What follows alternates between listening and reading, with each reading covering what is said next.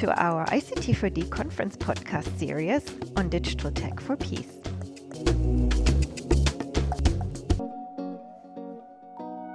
I'm Sonja Ritzel from CRS, and it's my pleasure to host our third episode in this series. Following the introduction on peace tech and last week's global framework on using social media as it relates to conflict and social cohesion, today we will look further into using social media tools and training for peace building. May I introduce you to Jomari Guillermo? He is the Communications Manager at Catholic Relief Services for the Pacific Islands subregion. Jomari is based in the Philippines, and I'm excited to learn from his experience training youth activists in using social media for peace. So welcome, Jomari. Hello, Sonja, and hello to everyone who's listening to this podcast. Thank you for having me. So, Jomari, could you please tell us more about your role, especially as it relates to peace building? I support programs in the Philippines, Indonesia, Micronesia, and Timor-Leste, and work with teams in these countries to help them tell the impact of their work through stories, photos, videos that are posted across different platforms. Social media is a big part of our work in communications. At CRS, we use social media to raise awareness about our programs. We use it to build and strengthen relationships with our partners. Through our campaigns, we are able to move people to action and even raise funds for our programs. In the Philippines, we have the CRS Philippines Facebook page where we post updates about our programs. Aside from that, we also provide social media trainings to the youth in Southern Philippines to encourage them to use the platform to advance their peace advocacies. Thank you, Jomari. So with regards to your social media training for youth activists, what is the situation in the Philippines, or what specific issues are you looking to address? In the Philippines, many young people are affected by conflict and they face a lot of challenges. But they can also be a part of the solution, and they can play a positive role in peace building. What we do at CRS is we engage them and capacitate them to become peace builders, mediators, community mobilizers, and storytellers. Young people are very energetic. They have a lot of ideas. They are creative and very adaptable to technology and trends. And we can use this to build their leadership potentials. The Philippines has experienced decades of conflicts, and CRS has been implementing peace-building programs in the southern part of the Philippines since 1996 to address violence and injustices, to prevent conflicts, and to build social cohesion. CRS Philippines works with local governments, religious and peace leaders, Muslim groups and indigenous communities, women and youth, to look into the root causes of conflicts, may it be issues on land, issues on resources, or clan disputes. And together, they come up with peaceful solutions to these concerns. To strengthen the skills of young people and women in peace building, CRS Philippines offers them trainings so they can effectively engage their communities and governments and mediate in conflicts.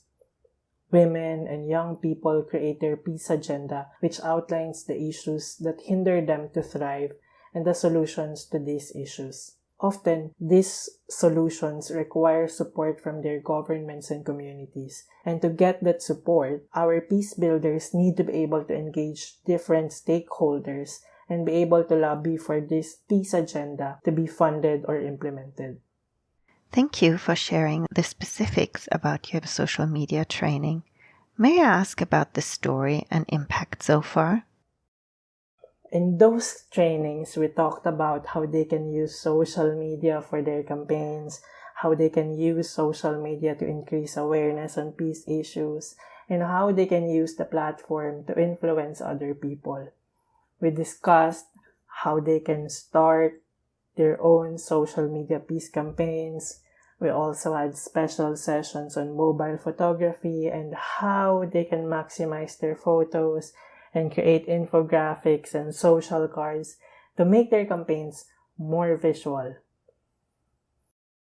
We integrated social media into peace-building trainings to help our project participants, especially the young people, to utilize social media to complement their peace campaigns, for them to be able to amplify their advocacies, for them to reach more people and to gain more support. We want them to use the platform to engage activists and to push for change. Yes, certainly a project with a lot of opportunities. Now, could we please focus on your lessons learned? What has worked? What didn't? And what were the key challenges you have encountered?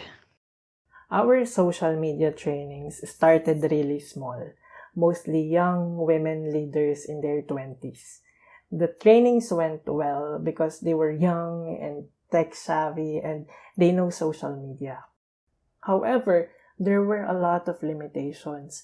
We had the trainings during the pandemic, so the sessions were mostly online. And it was very challenging because our peace builders live in remote places in the south where connectivity is always a problem. And many of them do not have computers, and some of the women do not even have smartphones to take photos. Yes, you mentioned challenges specifically with regards to running this project during the pandemic or during COVID times. What particular was challenging, maybe logistically? We're able to provide real-time feedback to our participants. During that time, I was here in Manila while they were in southern Philippines doing the trainings. And so it was quite difficult for me to provide them feedback and guidance. And so it was mostly our staff on the ground, our peace building team who provided additional inputs about sensitivities when taking photos, provided insights about how they can improve their social media campaign. Yes, having conversations about sensitive issues and addressing ethics before taking or sharing photos is certainly key for any social media campaign. Now, as you mentioned at the start of the interview, you obviously have a lot of experience running various social media campaigns. So, how was this campaign different from the others? So it's quite different from other campaigns that I did in the past because this one's really challenging. A lot of them do not have the basic not using technology. It's very different from all of the campaigns and the trainings that I did in the past. And is that because of the peace building element or because it was more, as you said, communities that are maybe not so used to using the technologies? Yeah, I think both of those are factors to it. Thank you. Now, my final question is, what does the future hold for your project or for peace building activities in the Philippines?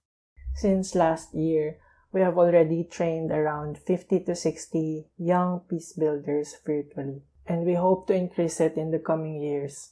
We hope to make our sessions face to face and to provide more hands-on feedback and guidance to help refine their peace campaigns.